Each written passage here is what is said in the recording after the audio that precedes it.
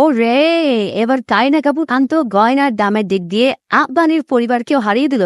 গতকাল আনন্ত আম্বানির pre wedding ফাংশনের শেষ দিনে সেলিব্রিটিরা রয়্যাল গেটআপে হাজির হয়, যেখানে প্রত্যেকজনকে দেখতে রাজকীয় লাগছিল।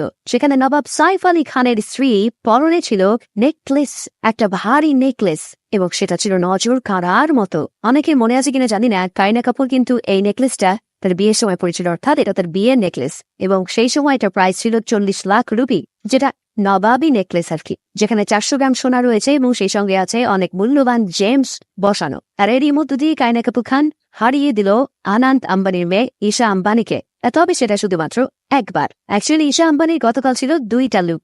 প্রথমে তাকে লাল রঙের একটা পোশাকে দেখা যায়, যেটা মানিশ মালহোত্রার ডিজাইন করা, এবং সেখানে তার গলায় ছিল গ্রিন এমারেল্ডের জুয়েলারি, যেটার প্রাইস 39 লাখ রুপি।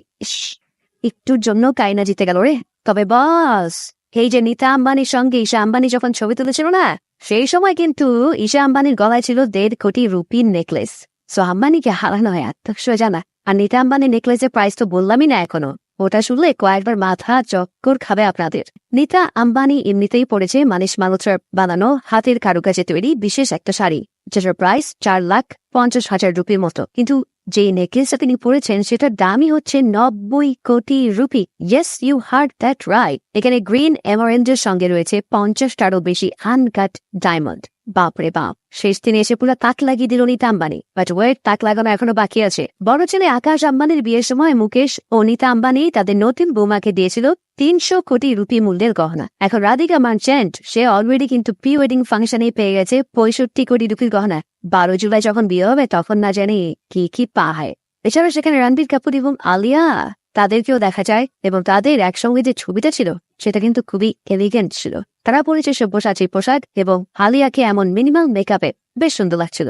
তবে ভিকি এবং ক্যাটরিনা এই জোড়াকেও কিন্তু কম সুন্দর লাগছে না। তারাও পরেছে ওই সব্যসাচী পোশাকই, তবে তাদের পোশাকগুলোর দাম আসলে জানা যায়নি। ওহো, কাপড় হিসেবে কিয়ারা এবং সিদ্ধার্থকে তো মিস করে গেছি। কিয়ারার গলাতে যে নেকলেসটা রয়েছে সেটার প্রাইস কিন্তু অ্যারাউন্ড 3 লাখ রুপি। ইস, কোটি কোটি টাকার গহনা শুনে এখন এই 3 লাখ রুপিও কম মনে হচ্ছে। বাট হ্যাঁ, শাহরুখ খানের ফুল ফ্যামিলির যে ফটোটা সেটা অনেক জোস না? স্পেশালি সুহানা খানের এই যে ছবিটা না, এখানে তাকে দেখতে অনেক স্টানিং লাগছে, এবং সেই যে শাড়িটা পরেছে সেটার প্রাইস অ্যারাউন্ড 2,30,000 রুপি। যাই হোক, সবাই জোড়ায় জোড়ায় আছে। বেচারি জাহ্নবী কি বসে থাকবে? জাহ্নবী এবং খুশি দুই বোন তাদের রিমোট বয়ফ্রেন্ডদেরকে নিয়ে ফাংশনে হেঁটে বেড়াচ্ছে। বাট জাহ্নবীর সাজ কিন্তু ভালোই হয়েছে, কি বলেন?